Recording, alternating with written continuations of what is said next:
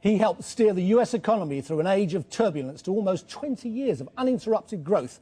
But as chairman of the Federal Reserve, his eagerness to cut interest rates is now being blamed for the tide of cheap money that led to the credit crunch in America and the Northern Rock crisis here. Alan Greenspan is still moving markets with his views on debt, taxes and the housing bubble.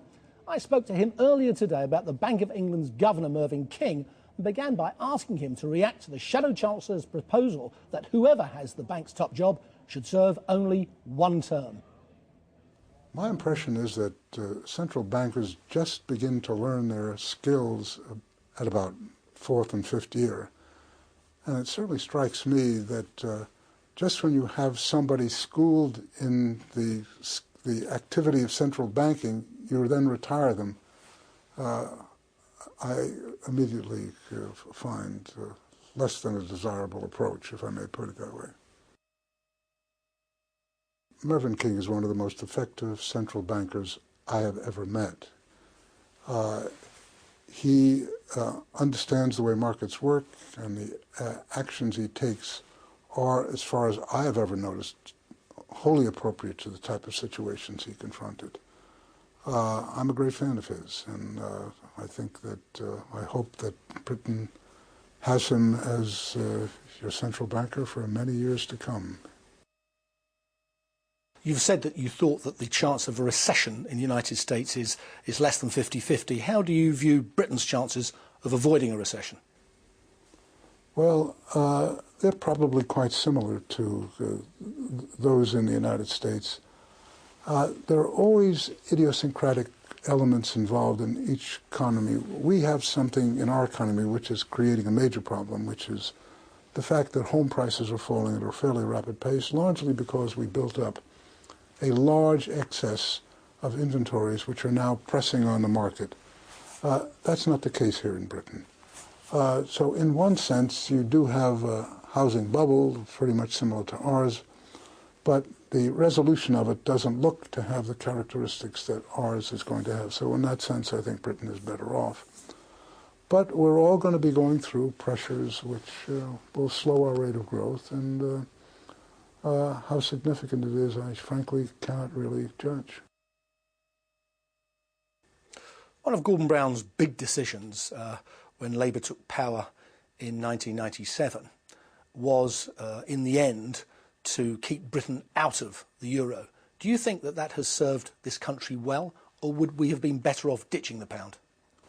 Well, it's always very difficult to look back in retrospect, but the major concern of staying out of the euro, as you may remember, in large part was the fear that Frankfurt would become the major financial center of Europe, and basically the very important aspect of finance in Britain would fade.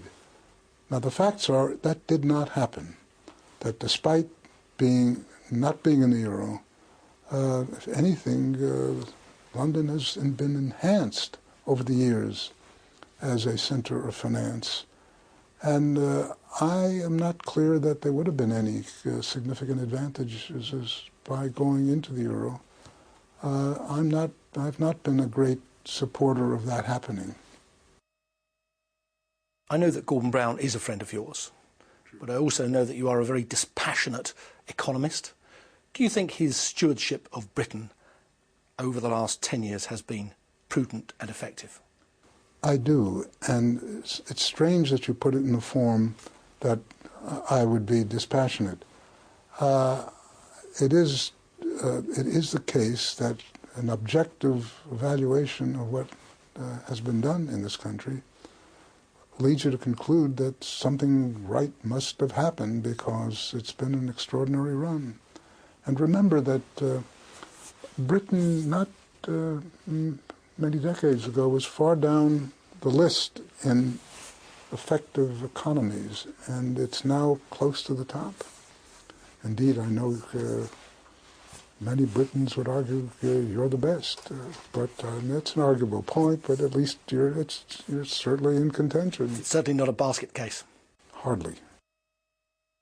If you could give one piece of advice to the government of Britain, whether it's Gordon Brown or any other government, what would that be? To recognize that you cannot forecast much better than 50-50. Therefore, it is terribly important to have a highly flexible type of economy so that when something adverse happens, as it invariably will, it is absorbed fairly quickly and that the economy is not thrown into disarray. And as best I can judge, that is the effective policy of the United Kingdom at this stage. Dr. Greenspan, many thanks. Much appreciated. Thank you.